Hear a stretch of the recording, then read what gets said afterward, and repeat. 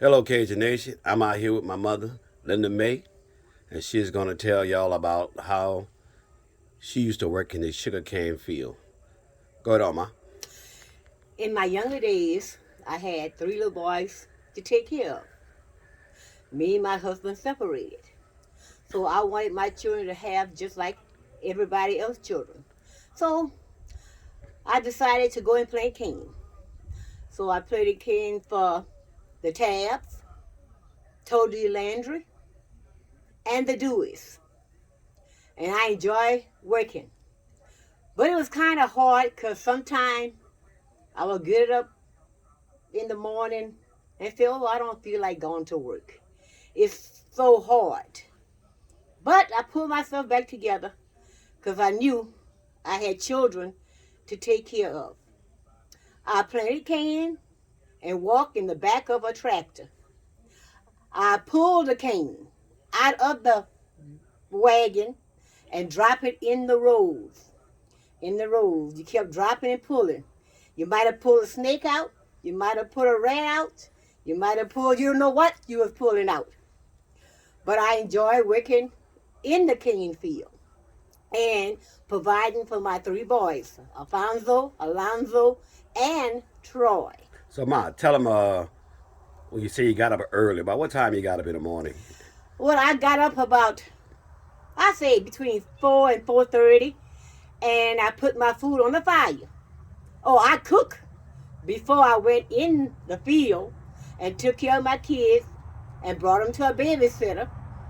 Ella Jean White took care of my kids for me while I worked. And I prepared their food and my food so when I would come home for lunch, I had something to eat and they also had something to eat. So, what else you did when you came home for lunchtime, Ma? Oh, I would finish, clean up my house, do my little stuff. I didn't rest because you had like maybe 30 minutes before they came and pick you up again to go back in the field. And you started your supper? And then I started my supper. For that, for when I knock off, I didn't have nothing to do but feed my children, make sure they took their bath, went to bed, and I sure went to bed because that was tiresome. Because I knew I had to get up early the next morning to do the same thing. So, so tell them the conditions out there in those fields. I mean, I look at all the rows.